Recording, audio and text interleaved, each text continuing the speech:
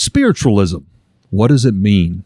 Well, I found this definition in Wikipedia, and it reads, it is the belief that spirits of the dead can communicate with the living. Now, that belief, which has grown in today, is what I might best explain as ghost hunting, hauntings of a person, a place, a thing, or in its most simple form, just possibly unexplained in many instances. Yeah, well, tonight we're going to listen to the ghost box. No. I mean, detect with an EMF meter. No, that's not it either. I peer through the mists of the crystal ball, not to the founders, but to what I will call the sisters of spirituality. By that I mean the Fox sisters. Not two of them, but there were 3 Fox sisters in this story. And they took something that already existed, put a fast-track spin on it, then just dropped it back into the world, and it blew up on everyone. Join us tonight, sitting around the seance table, as we follow the spirits of the Fox sisters. From a child born into this world, we are taught what to believe. Closed-minded we become, fearful to be deceived. Still we desire to know what lies beyond that locked door. The art of the storyteller, conjuring tales of legend and lore. History hidden, lost knowledge, things forgotten and the unknown. These are the things that direct us and will set the tone. Welcome, friends, to another episode of Nightmares on the Lost Highway.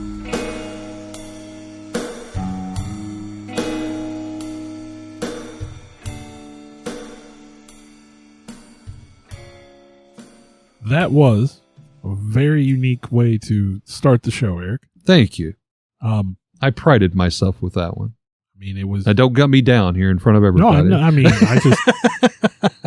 You did something different there. I wasn't ready for that. You said you were going to do something different, and I don't know what I expected. Always keep them guessing. Well, Eric brought the Fox sisters to the table, so to speak. And... My wife actually stumbled across it, in all fairness. Your wife. And she brought it to me, and I liked it. When I first started getting into the research for this episode, I could have sworn we already did this. It sounded so familiar to me. And then the more we got into it, I think maybe like my mind, I was combining a couple things because there's a little bit of Jeff the Talking Mongoose here. Yeah. There's a little bit of the fasting girls type thing. Yep. I can see that there may have been the Brooklyn Enigma, early episode we did. There may have been some Ouija board type stuff connected. Yeah. I think maybe in my own head it sounded familiar because we've been down similar roads. It fits the fabric of what we do. Well, the Sisters 3, just seriously like the TV cult classic Charmed. We have Leah. She was born April 8th, 1813, died in 1890. She was the oldest, 42 years old when the first event would occur with her 2 younger sisters, her not directly involved. And apparently more business savvy than the other 2 as well. Yes, much. Yeah, she was 20 years older than her next. Like 25, I believe. But yeah, I mean, she was quite a bit older than the other 2. Then we have Margareta, or Maggie, born October 7th, 1833, dying in 1893. She would have been 15 years old when the first event that we're going to talk about mostly tonight would happen. And then the little sister, Catherine, or she was often called Kate, born March 27th, 1837. She died 1892. Little Kate, as she became known, was only 11 years old when this event happened. I refer to Maggie and Kate. That's the names I use throughout my notes. I kept having flashbacks of Mary, Kate, and Ashley, and it was so hard for me to get Mary out of my mind instead of Maggie. Those are different sisters. Totally different sisters, yes. Well, the 2 youngest sisters, Maggie and Kate, used rapping or knocking sounds to convince their family and others that they were somehow communicating with spirits of the dead. Now, this was something that had never been done before. This was a new medium, a new tool, if you will. And apparently, this rapping, when they brought, when they first brought it to their mother's attention, I mean, it was like they were communicating directly with spirits. Now, their mother had a long history of being involved with the paranormal, the supernatural, if you will. coming from what she said was a long line of seers, individuals who could predict the future with a surprising degree of accuracy, typically, births and deaths within the community. And so. And the mother's name was Margaret. I believe. Yeah. And I don't know, like, if you lived in a community and you kind of knew the people and you had learned the things to watch for, I think it'd be pretty easy to predict pregnancies and deaths. Yeah. So I don't know that we want to say she was seeing the future, because really that was what it said the focus was. But yeah, apparently there was a long family history even of this kind of interaction with the paranormal. She was definitely, we'll say, more superstitious in her beliefs than her husband, the father, which I think his name was John. Well, according to legend, if you had asked the two little girls about their modest little home, and it was a very tiny, 1-bedroom, 2-story, plain farmhouse, they would explain to you, there's funny things that happen here. There's things that we don't understand. And it's really unsure when the girls might have first started dabbling or even thinking about this, or what would become a new tool for the spiritualism movement. But we can stick a big old pin in the timeline with one date in particular, and that was on Friday, March 31st, 1848. The night of. Stress that too. That night. And if you look at your calendar, you'll notice that the next day would be the 1st of April. Otherwise known as? We typically call it April Fool's Day. April Fool's Day. Now, Eric and I discussed this prior to doing this podcast. We want to say the girls developed these abilities, but the abilities were not what they were portrayed to be. Let's put it that way. And I'm just going to say up front, these girls, I think, were like clay being modeled by some other people, feeding a young girl's ego. We can get into that later, but older sister Leah, however you want to say it. I think I said Leah earlier, maybe.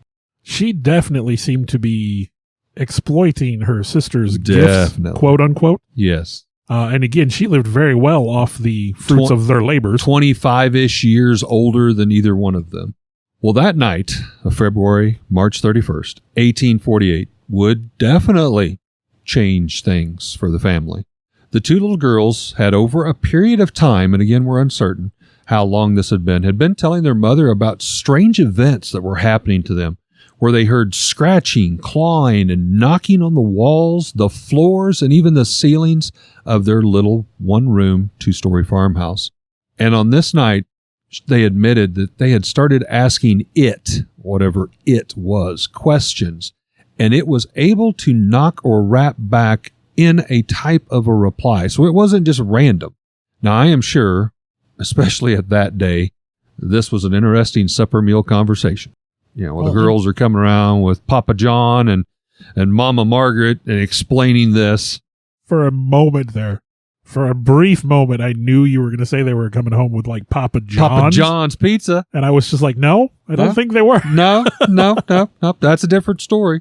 It's kind of assumed that the father figure, John, didn't really think much about this, or at least didn't wish to speak about it. As we had mentioned, Margaret, the mother, was definitely more superstitious. Some would later even call her uneducated and easy to mislead. But she did seem to believe her daughters, and it really did seem to almost frighten her at times about this whole ordeal.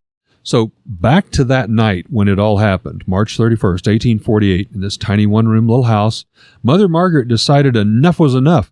She invited a neighbor to come over on this particular evening. She opened up her house and said, come in and help us speculate and behold these two little girls, my daughters, as they performed, was the word that was ironically used, the impossible, to communicate with the dead. Now that night, it was kind of a strict, more scientific demonstration was given to at least one neighbor. Some of the stories said there was 2 or 3 neighbors. Some said it was one. The one sister seemed to be the one to ask the questions to the spirits, sitting at the kind of the little seance table, if you will, with the others. I'm assuming the mom and for sure the one neighbor or other neighbors. The other sister would often kind of walk around the room, and at times maybe even act like she was possessed or that the spirits were speaking through her. although not ever verbally. She didn't say anything. It was more that she was just possibly a distraction. We'll leave it at that. So the first question of the night is, knock 5 times so that we know that you're here. And within seconds, what was described as 5 very loud knocks, seeming so loud that they almost vibrated and shook the house, according to one neighbor. The next question, count to 15. Once again, without seconds, 15 knocks were clearly heard. Wouldn't ghosts have better things to do than to count for people? Yeah, and it's like you're just commanding this. Well, you've already got 5 knocks. What do you need 15 for? You've already proven something's there. And then let's do 500, and I'll come back in the morning and see if you're still here. But more and more questions continued, and each time with the knocking apparently very clear, this rapping in answers back in return. Now, the neighboring witnesses were obviously shocked and surprised, had a little bit of a look of perplexity and confusion, and so the sisters decided to dial it up a bit, and they asked a critical question, a more personal question. And, spirits with us, I command you to tell me this person's age.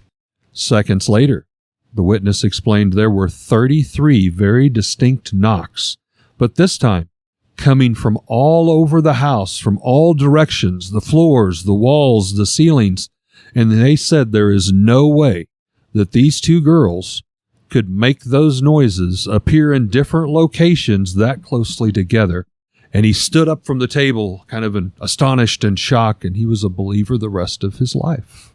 Well, throughout the course of these interactions, they were able to gather that this spirit was named Charles Rossum, and he had been murdered for a lockbox containing $500 5 years before in the cellar of the home, and was, according to him, he was currently buried under the house. Now, was this like a peddler?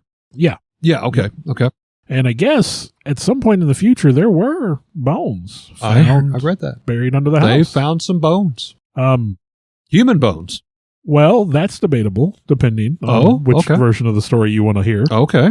The story part I said, it was human. It wasn't complete by any means. The version I heard was they were animal bones. Animal bones. Now, before we go too much further, the sisters themselves would eventually admit that this was all a hoax. Yes. And that these noises were being made by snapping their toes, popping the joints in their ankles in their knees, fingers, their hips. They had been experimenting with that and had supposedly got pretty good at it. Well, I guess one story is that even before this, the girls would lay in bed and they had an apple tied to a string, tied to the toe. Messing with their mother. I remember and this. They would use their toe to bump the apple off the ground. They would lower it to hit the floor. Yep. I guess at some point their machinations got so involved, they actually had specially designed tables with springs and rods in them. One girl said that they had attached a coin to the bottom of one part of her shoe so that it would make a more distinct, clank when she tapped her toe. But yeah, they absolutely had this town believing that this place was haunted. And the rest of the town, I mean, for a very, very long time, I understand, believed that this was haunted. They believed. And they will tell you they've got proof that this Charles Rossum was murdered. My understanding is there's no actual documentation that this ever happened at all. So, his murder. You go back to 11 and a 15-year-old little girls at that time. They're bored. They're kind of come up with something to entertain themselves. It's April Fool's Eve. They decide to do this. But then, oh my gosh, we're getting attention. We like this, So at the time, they were living in Hydesville, New York. Now, as this started to take off, and I'm not sure what motivated it, but I guess the Foxes moved out of Hydesville. And so Kate was sent to live with her sister, Leah, and Maggie was sent to live with her brother, David. And when they moved into the new homes in Rochester, because they both lived in Rochester, the rappings followed with them. And so as these strange occurrences continued to happen, Sister Leah decided she's going to turn these gifts into business. And again, I think she was much more canny, savvy, business, minded than the other two. Well, let me jump in here. I think she had kind of fallen upon some bad hardship, financial stuff herself, maybe. Her and her husband was having some issues. Her earlier life, I didn't find much on. I know later on she was very successful. Yes. But you talk about the perfect melting pot. Rochester, New York. Let's talk a little bit about that. At that particular time, these girls were dropped off in the perfect melting pot. that area of Rochester was already becoming the birthplace to what would become Mormonism and also Millerism, which would later become Seventh-day Adventists. There's a part of me that wants to go, speaking of sham, but I don't want to do. Well, because of this new movement and restructure within the local churches kind of that area, it already had everything kind of shook up and on their toes, so to speak. But then that just kind of sets the stage better for the Sisters 3, as the two girls would basically come to live with Leah, the oldest. We have strong believers and supporters of the girls' unique abilities. There was a key player here. His name was Isaac Post. Now, he was a Quaker. He was born in 1798 over in nearby Long Island, New York. Say Quaker. The references I saw labeled him a radical Quaker. Well, starts off as a Quaker, then becomes totally radical and breaks away from all that. Born a Quaker, maybe I should have said, in 1798. He had married, but he lost his wife to an illness just after a few years of being together. He then became the leader of a secret society. It's called the Society of Friends. And then in 1827, he officially split away from the Orthodox group of Quakers in that area, and he joined what would be called the Hicksite Quakers. And now in 1828, he does remarry his deceased wife's sister, whose name was Amy. Now, after being married for about 8 years, the couple then decide they're moving to a different location in Rochester, New York, where they will take their family's money and start up several businesses in the commercial district. Now, during his stay here, Isaac became a super strong supporter of being an abolitionist, and he also was a firm believer in the women's rights activists. He was very close friends with Susan B. Anthony, as well as Frederick Douglass. Now, Isaac was also a financial and moral supporter of Frederick Douglass's newspaper called the North Star. Now, Isaac used this financial and his political connections in the society to kind of help fuel and fire Douglass's endeavors on his free press newspaper. Now, of course, Isaac and Amy Post had quite a nice home there in Rochester, but they also owned another smaller house not far away in Hydesville that was mentioned earlier. Hydesville no longer exists, by the way. That area now became what is part of New Jersey. But to help kind of put things in perspective, it was New Jersey to New York area. Now, this house, Mr. Isaac Post rented it to the Fox sisters' parents, John and Margaret. Strange coincidence? Maybe not. Isaac Post owned and rented the house to the family, which was the exact location of that night we talked about, pre-April Fool's Night, March 31st, 1848, where the two little girls performed a spirit communication gig the night before. But there's more on Isaac Post. Coincidences. Well, number one, he owned that house, so we got that established. Number two, it was the night before April Fool's. The two little girls, no doubt, starved for attention and was liking this early Facebook followers, basically as we would equate to today, and all the likes that they were getting of the time. And number three, he was financially a very successful man. He had strong connections with the bigwigs of the day. Number four, he was already friends and supporter of Frederick Douglass's newspaper, the North Star, who would print several in-depth publications about the Fox sisters' powers. That does seem to be a lot of coincidences. Number three sister, Leah, was described by the two younger girls as wretched old crone of an old sister. So there doesn't seem to be a lot of love there. She basically inherits the two little girls to now raise among all of this going on in Rochester, and it goes off like a candy bomb of explosions, luring hundreds in. Leah would become kind of known as the girls' manager, if you will, and the editor to kind of keep the storyline and the questions to a simple yet amplified traditional way. This blended perfectly with what was going on with the already existing culture of spiritualism. Now, the Fox sisters just provided another tool, a new instrument, if you will, to be used in order to do what was already being done. Again, very, very similar to what we might relate to today as new technology for ghost hunters, EMF readers, radio wave spirit boxes, 3D LED light refractors, heat meter guns, all of this kind of stuff. They just came up with a new way to do it and a new technology. And a lot of people loved it. They ate it up. They paid up to become believers, while the Fox sisters gained financial wealth. None quite so well as Leia, who seemed to explain to the little girls, well, I need a bigger portion because I'm paying for all of this, and I'm the one pulling the cords here, so to speak. And so she was very obvious she was getting more than her piece of the pie. Like I said, I mean, as far as business savvy goes, I think she was much better than the other two. Well, this all built up to the November 14th, 1849 demonstration on a much larger scale. The Fox sisters demonstrated their rapping abilities, and by rapping abilities, I mean, the knocking. Yeah, I mean, they weren't beatboxing or anything. But they demonstrated their rapping at the Corinthian Hall in Rochester. Now, this was their first demonstration held before an audience, and nearly 400 people paid 25 cents apiece to witness the gifts of these little girls. So that was quite a lot back then. It really was. Now, they did their display, much to the oohs and ahs of the people in attendance. And then as part of the presentation, they had a group of 5 respected citizens come up and investigate the table and the girls themselves. And they found no evidence of fraud. Now, they continued to do this night after night for a little while. The next night, they did the same thing. On the third night, there was a subcommittee of ladies, respected ladies from the town.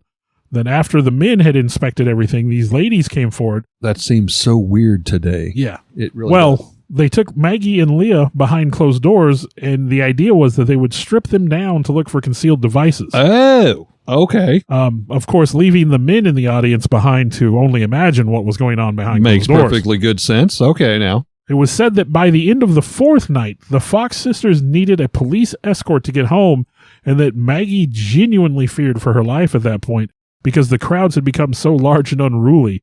I mean, they were drawing a lot of attention at this point in time. They were still just 2 little girls. After hearing about the Rochester demonstration, Andrew Jackson Davis, a man who himself was fascinated with spiritualism and believed that he was in contact with the spirit of Emanuel Swedenborg, an 18th century Swedish philosopher and mystic, invited the Fox sisters to come to New York City. And he wanted to see what they were doing and experience this for himself. And I'm sure he paid up big to get it to happen. Yeah.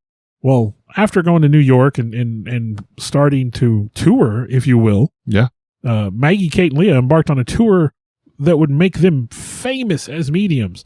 They traveled around the country. I think eventually they traveled around the world. They would hold seances in front of hundreds of people. Now, their earlier seances were mostly kind of frivolous things, still kind of an oddity, and people asking about things like, how are my railway stocks going to do? Or, what about this person I'm in love with? Is there, but eventually they did become sort of mainstream and embrace like spiritualism in speaking to the dead and making contact with people. Horace Greeley, prominent publisher and politician, he came forward and started to act as sort of a mentor to the Fox sisters, and even enabled them to again kind of gave them a kind of upward mobility in the level of their clientele, moving them into higher social circles, which of course I'm sure made them even more money.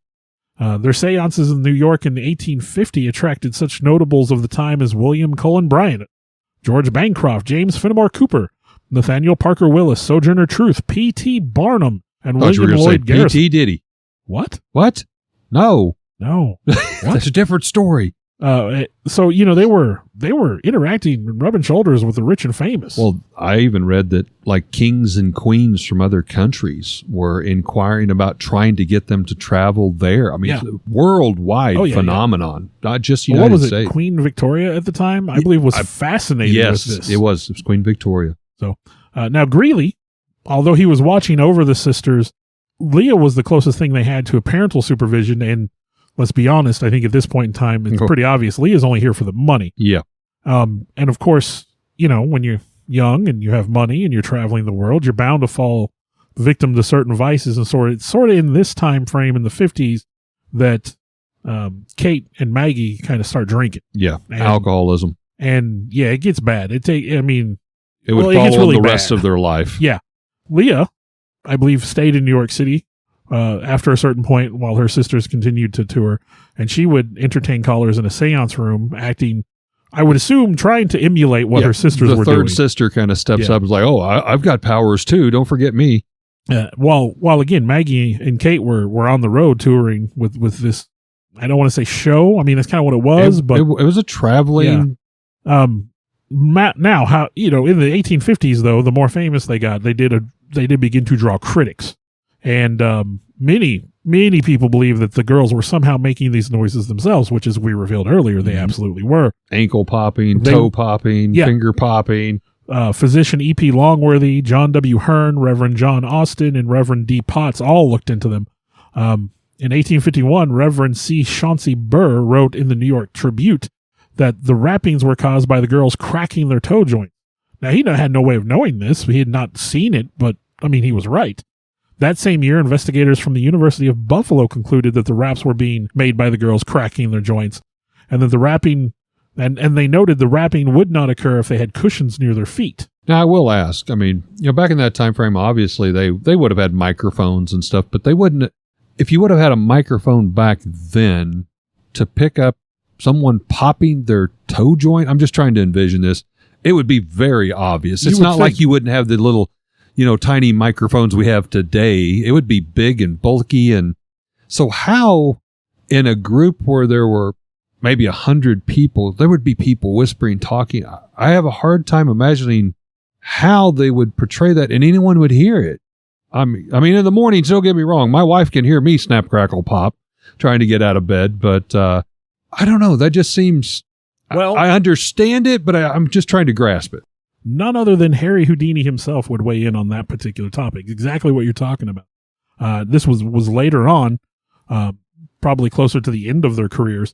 But Houdini himself said, quote, "As to the delusion of sound waves are deflected just as light waves are reflected by the intervention of a proper medium, and under certain conditions, it is difficult to determine their source." Huh? So he believed that they were, if you were sort of redirecting based on objects and interference, like he said, you can deflect sound like you can reflect light.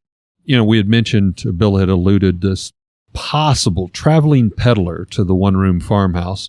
And if human bones or animal bones, or if any bones were found that was supposed buried there in the foundation, the story kind of suggested that there might be some true paranormal activity going on. The clawing, the rapping, the scratching that the girls heard in the house is possible that it came from this alleged peddler, door-to-door peddler, that got killed or died. This gets very vague. There's not a lot of information on it. There's a lot of speculation. Again, that's because I don't think it's a true story. Yeah, I'm not sure when this came along, but I think they were just trying to build up the story that, oh, no, it's real, But there was one rumor that John, the father, came home and either killed the peddler out of jealousy because he was trying to court his wife or whatever, to he had a heart attack possibly and died on their front porch, and they just buried him in the basement to try to hide it. But I did find one story where a neighbor lady, I guess, was waiting for this peddler to come around to her house, and she had seen the peddler at the Fox's house, so she went over and said, "Hey, that peddler, whatever his name was, he never stopped by. I saw him over here. Did he say where he was going next?" Kind of one of these deals. And John entered the room with his wife, Margaret, and said, "Oh, yeah, my wife ordered some type of a thimble, and he didn't have it, so he traveled back to get this thimble, came back today. And actually, yeah, hon, show that thimble to her." And she produces this thimble and said, "Oh, yeah, he was here this morning, and he brought this thimble that I ordered," trying to kind of talk down the neighboring lady. "Oh, yeah, there's nothing to see here. Oh, yeah, he was here. He just didn't want to come visit you. He came back and visited me." But again, because of the origin of all that, there's no proof. There's no evidence any of it ever happened. Yeah. So it's just, and some of it was even introduced in a later book about the Fox sisters. And one of the reviews of the book I read was it was written in such a way there was a reverend involved in their early lives that readers were led to believe was a real person. No evidence he ever existed. Yeah. So I think this was just fluff to help inflate. To help their story. Yes. Yeah. To try to solidify it to any these doubters. girls absolutely were interacting with this ghost when they were children. So I think a lot of things were punched up for the story. So the girls led very interesting lives, obviously traveling the world and things like that. In 1852, Maggie met Arctic explorer Elisha Kane. Oh, yes. He was convinced that Maggie and Kate were engaged in fraud under the direction of older sister Leia. Guess what? He was right. Bing, bing, bing. And so he figured he could free Maggie of Leah, and he also blamed Kate to some degree. And so he married Maggie and converted her to Roman Catholicism. Rescued her. Yeah, rescued. Now, his family, I mean, he was apparently well-to-do, and his family thought this marriage was beneath him. Yeah. And so the only way they would even accept it was that she needed to be educated, and she needed to embrace, the right and righteous path. Turn your back on your wicked ways. Now, unfortunately, Kane died just a few years later in 1857, and with no other alternative, of course, she returned to her activities as a medium. So that's the first time she basically does admit, again, this is all a farce. Although she'd admitted to her mother, hey, it's almost like it was April Fool's or something. I mean, early on. But then she falls right back into it because it's comfortable. It's what she knows, and she knows she can make money. In 1853, Charles Grafton Page, a patent examiner and advocate who had developed a keen eye for detecting fraudulent claims about science, which obviously in his line of work you kind of have to, right? He wrote a book called Psychomancy that he observed that the rapping sounds came from underneath the girls' long dresses.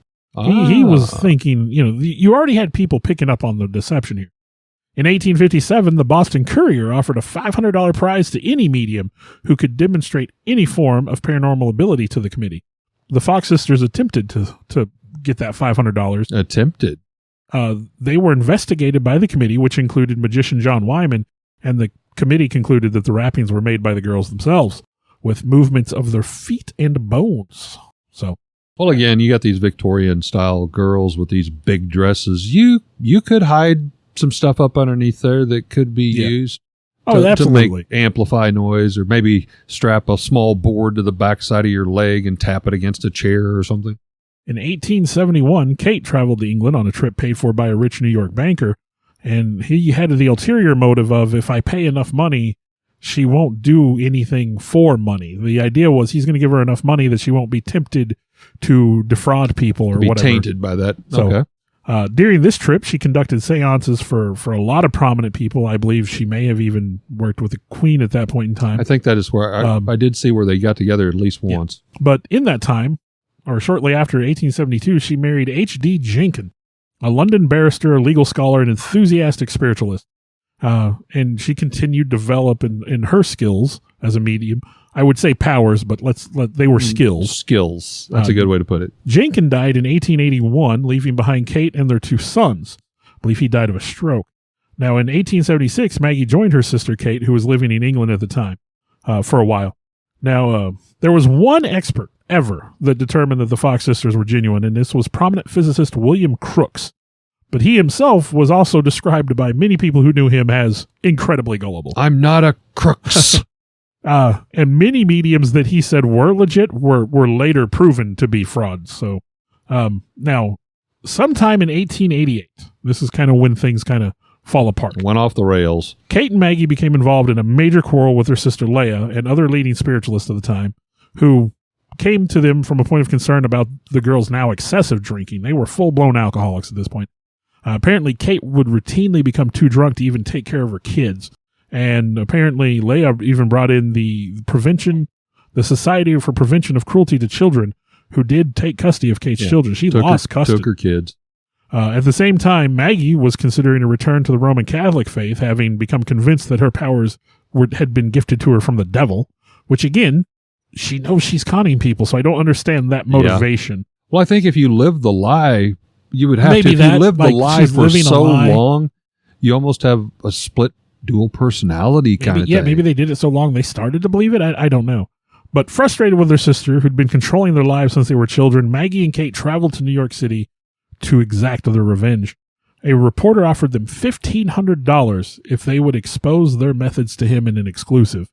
And Maggie and Kate did exactly that, appearing at the New York Academy of Music on October 21st, 1888. And in front of an audience of 2,000 people, Maggie showed exactly how she could do the rapping. Then she did it. She reproduced the rappings. They were heard throughout the theater. Doctors in the audience came on stage and verified that the sounds were, in fact, from her cracking the joints in her toes, knees, hips, and ankles. I would have hated to have been married to one of these women getting out of bed in the morning. My gosh, it would like shake the house with their joints and bones popping. Yeah, that would be Ugh. awful. Well, Maggie told I'm the just going story. to go downstairs and practice a little bit more. No, woman, No, stop. leave the house. Maggie told the story of the origins of the toe wrappings in a signed confession that she gave to the press and was published in the New York World on October 21st, 1888.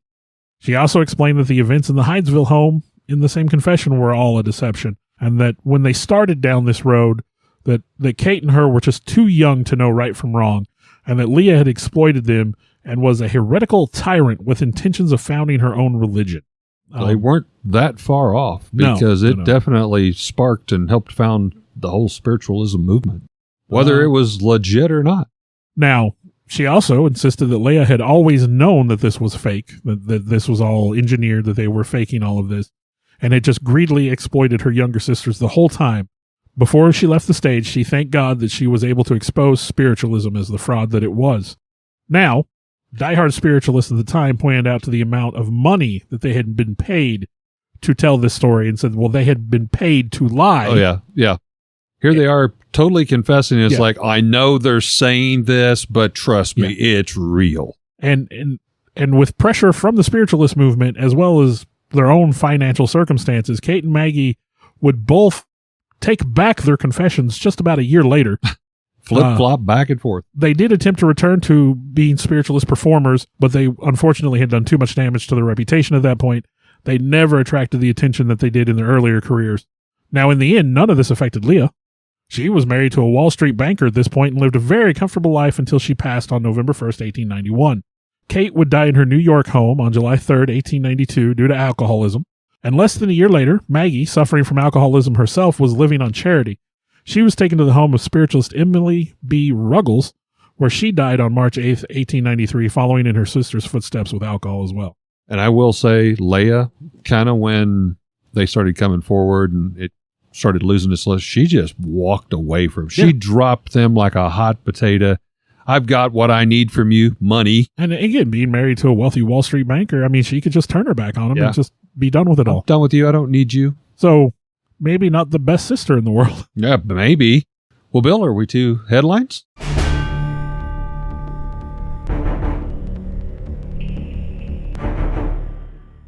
I found a list of famous seances. Oh, sounds interesting. So from Mental Floss, I don't know if you've heard of Mental Floss, but they have a lot of interesting articles, by Stacy Conrad, dated October 27th, 2021. 8 famous seances. I thought it'd be, fit. Yeah. So seances have provided entertainment for skeptics and solace for people hoping to catch a glimpse of the deceased and the gone. Here are a few notable times mediums have tried to contact the dead. Number 1, the annual Houdini seance. Annual Houdini seance. I had never heard I think this. everybody knows that Houdini was a performer who performed supposedly supernatural feats, but Houdini himself was a 100% skeptic. Yes. He was a stage magician, if you will. He liked to do that kind of stuff, but he was constantly, he saw it as his life's work at times to take people that were conning others out of money Debunk it. and to prove them to be liars. Now, before he died on Halloween in 1926, he said that he would send word of the afterlife if there was one. And he and his wife Bess even devised a code word that only they would know. So that if there was an afterlife, he would come back and let her know, hey, And it's the wife real. would at least know, hey, this was real. Now, even though Bess held seances on the anniversary of his death for 10 years, she never heard the word. Nothing came back. To this day, a variety of magicians, Houdini enthusiasts, and spiritualists have continued the tradition ever since. Interesting. I'd never heard of that. Number 2, Jane Pierce's White House seances. Now, even if you don't believe seances can produce spirits, you can't blame First Lady Jane Pierce for trying. Having lost 2 young sons before her husband Franklin Pierce was elected president, she was particularly protective of Benny, their only surviving child. Now, unfortunately, 2 months before Franklin Pierce was inaugurated, the family was involved in a train derailment that took their 11-year-old son from them. Wow. She wrote her deceased son a letter not long afterward asking him to appear to her so she could apologize for failing him. To help him find his way, she hired the Fox sisters. There we go. There's no record as to what happened at the White House seance, but we do know that Jane reported that Benny had appeared to her in her dreams shortly thereafter. Now, unfortunately, knowing what we know about the Fox sisters, you kind of feel sorry for her. Number 3, levitation seances. Starting in the 1880s, Daniel Douglas Home convinced some people of his supernatural abilities by levitating during seances. Himself levitating. Okay. Holmes's abilities were called into question when insiders said he simply stood between closely placed balconies or stood outside on wide windowsills. Sounds safe. Home counted many celebrities among his fans, including Queen Sophia of the Netherlands, Napoleon III, and poet Elizabeth Barrett Browning. Oh, wow. However, Houdini was not fooled, calling Home the forerunner of the mediums whose forte is fleecing by presuming on the credulity of the public. I really like the way old-timey people work. How they describe I stuff. don't even know what he's saying These there. flamboyant words. It's like, I don't know what that means, but that sounded good. Number 4, the seance that raised a judge. Judge John W. Edmonds died on April 5th, 1874, and a month later he gave a speech in London. Thanks to medium Cora L.V. Tappan, who had been giving spiritualist performances since the age of 15. The speech helped bolster her successful career, and she became the pastor of a spiritualist church the following year and helped found the National Spiritualist Association. Number 5, the Mary Todd Lincoln seances. Ah, yes. Mary Todd Lincoln's interest in talking to the dead is pretty understandable, and like Pierce, Lincoln employed the Fox sisters. She used them to help her reach a loved one taken too soon, her husband, who, of course, was assassinated. Well, I mean, that just goes to the whole story tonight of how famous and sought after the Fox sisters were. That's 2 first ladies that they've served. Now, there are no reports as to whether she was satisfied with the result. In addition to Abe, Mary also tried to contact her sons via seance, using a variety of mediums, and was quite happy with how those turned out. Willie lives, she once reported. He comes to me every night and stands at the foot of the bed with the same sweet, adorable smile he always had. He does not always come alone. Little Eddie is sometimes with him. And if you know, they lost 2 sons, I believe, before Abe was assassinated. Yeah. Number 6, museum-worthy seances. Georgiana Houghton, I believe is how you say that, was an artist who became interested in spiritualism in the early 1860s after the death of her younger sister. It didn't take long for her to combine her 2 interests, channeling creative spirits during seances to create watercolors and other works of art. Though she originally said that dead family members helped guide her hand, Houghton later claimed to have been contacted by Renaissance artists such as Titian and Correggio. So step aside, Bob Ross. Yeah. She's painting. This is a happy little spirit that wants me to do a happy little tree here. Number 7, the Black Hawk seances. In 1913, Mother Leafy Anderson founded the Eternal Life Christian Spiritualist Association in Chicago, an organization partly founded on the messages she brought from her spirit guide, Black Hawk, a leader of the Sauk tribe, during religious seances. Anderson never personally knew Black Hawk, as he had died in 1838, nearly 50 years before she was born. And number 8. Okay, I got to stop there. An Indian, during that time frame, decides to seek out some white chick that we have done god-awful things to the Native Americans and just decide to speak through her. Said her first name was Leafy. Leafy. Maybe that was it. Okay, sorry. And number 8, let's bring seances to the modern age, the pay-per-view seance. Oh, yes. It was called The Spirit of Diana, a 2003 pay-per-view event in which British mediums Craig and Jane Hamilton Parker claimed to have contacted Princess Diana. The things Diana revealed weren't exactly shocking or personal. The mediums claimed that she was having fun in the afterlife, chilling with Mother Teresa, and that she had planned on marrying Dodi Fayed and was still watching over her sons. I remember that, and I remember all the hoopla about it. I don't. I will tell you, though, weirdly enough, strange fact, I do remember the exact day that she died. I had watched the movie Mimic in the theater that day and had gone around, was hanging out with friends and stuff. And then we got back later that evening and turned on the TV, and of course that was all over the news. Oh, yeah. So I remember that day for that. I mean, other than that, like, I don't think I would have remembered it. But you're a wee bit younger than I am. Well, I get my headline from Houston Ghost Tours, actually their website, and along with some of the additional research, I kind of helped fill in some of the gaps, but I use that as my foundation. And the article name was The History of Ghost Hunting Equipment and How We Use It. As you guys have noticed, I kind of kept alluding to spiritualism and more of a modern day ghost hunting and the different devices. Well, as they stated, they kind of feel obviously the same way I did. Believe it or not, the act of ghost hunting or finding ghosts isn't a new thing at all. It's practice rooted in our past. The earliest hunts recorded in the 19th century by the SPR, or the Society of Physical Research, formally created in 1882, and they claim to be the first society to conduct organized scholarly research into human experiences that challenged contemporary scientific models. That's a lot of big words. That's a mouthful. But in fact, you could call the 19th century the true spiritual revolution due to the many technological leaps such as the telegraph and the radio. Now, in our day and age, most of the technology has advanced far, far away from the original inventions, back in that day, including what we'd use to hunt down ghosts. But we still love to look at our history. So if you come into one of their ghost hunts that they're talking about, here are some of the tools that you'll be using and the history behind them. Because again, the Fox sisters just provided another medium, another tool. Well, we're going to talk about the Spirit Box, or the Frank Box, as is also called. It was created back in 2002 by a Frank Sumption, I believe is the way you pronounce his name. Basically, that's a radio that constantly scans all the available radio waves and hand selects single words that will play through the speaker in the tone and the voice of whatever it happened to select that word from. It could be a song. It could be a news broadcast. Now, this is theorized to attract spirits and a ghost to this device, where a question can be asked out loud, and then the spirit will use that Frank's box, that Spirit Box, the radio, to find words it needs to reply in an audible tone to answer. We go back to another one. Dowsing rods. Hundreds, if truly not thousands of years back. Initially, dowsing rods were two sticks.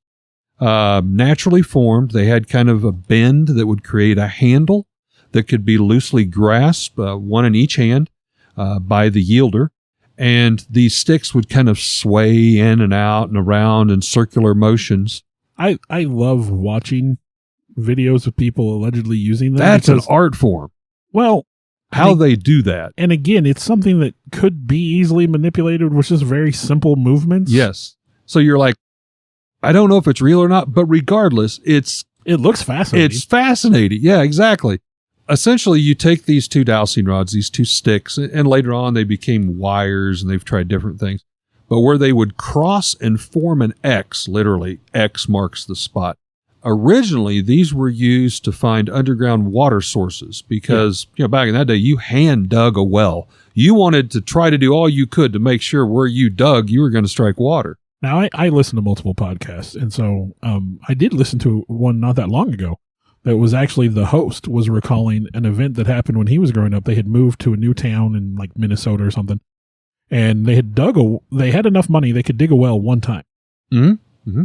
And make it count. The guy showed up to dig the well, and he's just like, "Where do you want me to dig?" And I'm like, "We don't like. Can't you just dig it anywhere?" He goes, "No, you've got to hit the right spot because you got to make sure you hit the groundwater."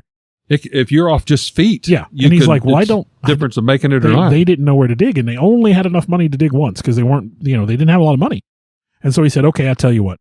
And he goes, the guy takes off in a truck or whatever, comes back. He's got this other old fellow with him, and he goes, "All right, tell us where to dig." I think they used to call them witchers. Yeah, and the guy gets out the dowsing rods and walks around on the property, and he goes, "You're going to dig right here."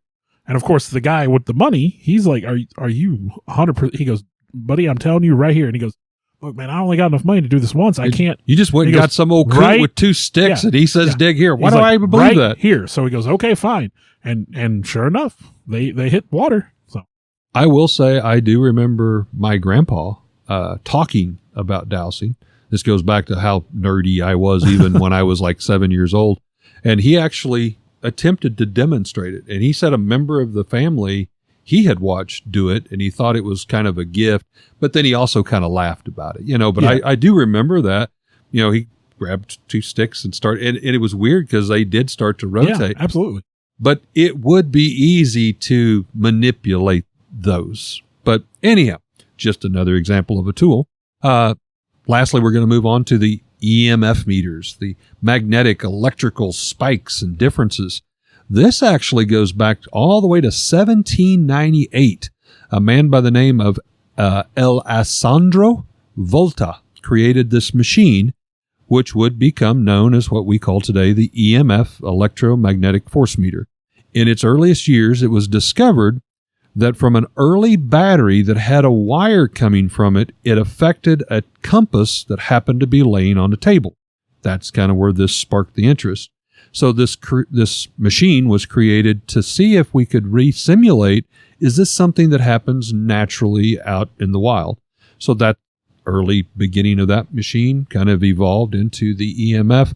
Now you watch any ghost hunting, anything. It's like the main tool. Oh that my gosh. A recorder. Yes. I mean, we're going to use the EMF meter and it stands for electromagnetic pulse. I mean, you hear the same thing over and over.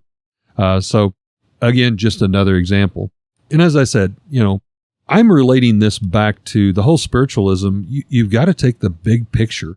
Because if you walked out on the street, and I was telling Bill as we were preparing to air this or talk about this to record tonight, if you would walk out to a random person on the street and you ask the question, do you believe in spiritualism? About 90% would say, oh no, that's just some old mumbo jumbo. But had you asked a similar question of maybe, do you believe in ghosts? According to what the internet says, over 60% would say absolutely yes to some degree. Maybe not full-blown hauntings, but they'd had unexplained and, unrest, different things. It's essentially the same thing. It's just the master rebranding label of it, of the time. Maybe an evolution. An evolution. Might be a better way. That would be a better word, maybe. Because clearly what the Fox sisters were doing was total fraudulent. Fraudulent. I was going to say preying on people. I don't think they meant to harm people. I think, again, maybe they were directed by people or whatever. The best way I can explain the Foxes is an accidental starting hoax. Yeah. But at the same time, like, they weren't directly communicating with powers from beyond. Whereas I think ghost hunting is us still attempting to communicate. We're still attempting to communicate. It's just a different way. We're not sitting around a seance table or looking at a crystal ball to do it. The Fox sisters were fraudulent. I mean, they admitted to it. So, but essentially, crystal ball readings, even tarot, seances, Ouija boards, the ghost hunting tools. As Fox Mulder, we would do him proud to say, do you believe? No. I want to believe. But he might ask you, do you believe? I mean, seriously, that's why everybody does this.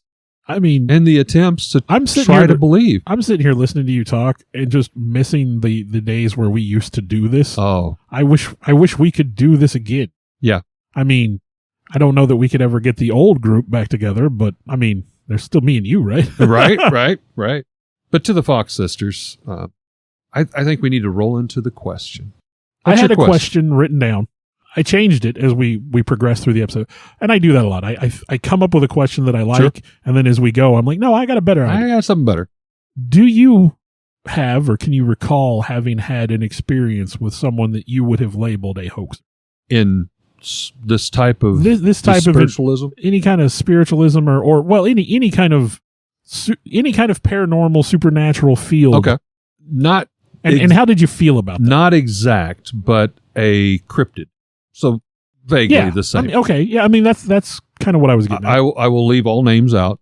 Yeah, I mean, we don't want to point fingers. But a family member to a former employee, we'll just leave it at that, this employee knew I was interested in this kind of stuff. And she also was equally interested in it on a legitimate standard. So, I mean, not that we spent a lot of time together, but occasionally you'd run into each other at breaks or whatever. And, oh my gosh, man, this happened to me just the other day. And I knew you would understand if anybody else would. She tells me a story of her mom who told her this story. And she goes, I want your take on this. Bill, it was all I could do to keep from laughing. And I'm not that type of person. Because, I mean, again, I'm talking to someone who I believe was on my level trying to understand. But she goes, I just don't know what to say to Mom. But Mom said she was driving home the other night, and it was dark, of course, and it's a very rural area. And this giant spider stepped over her car. I knew this was the story you were going to tell. We've talked about this one before. I've mentioned this before. And I'm just like looking at her, waiting for the punchline. And this young lady is like, a spider big enough to step over her car? And said she just froze in fear. And I'm thinking, well, shit, I would. yeah, I'm sorry, pardon my French, but yeah, I would have been paralyzed. Yeah. By this giant spider that was so large it stepped over the car, said it kind of tilted its head and looked in at her, and then just walked into the woods. Well, even that motion is a degree of intelligence a spider would not have. No. And if you had spiders roaming around Missouri big enough to step over a car, I think we'd know. Well, then the next question came, which was even more awkward. And it goes back to our original group of Prism that we used to do for ghost hunts and whenever we could find, ones to go do. Do you think that would be something your group would be interested in coming out and talking to my mom, maybe interviewing her and seeing if you could re-experience? And I was just frozen in fear. Wow. I had no way to respond. I think I can speak for most of the people that were involved when we all would have called bunkum on that one. Yeah. But don't get me wrong. Now, I will say having that conversation would have been fascinating. But it would have been like, how do you not laugh? Yeah, how do you not laugh? How do you remain respectful? And that person, they wholeheartedly believed it. Oh, it sounds absolutely. And here's the thing. Absolutely. When your parents tell you something, I don't care how old you are. There's a part of you that wants to believe it. Yeah. Why would your parents lie to you?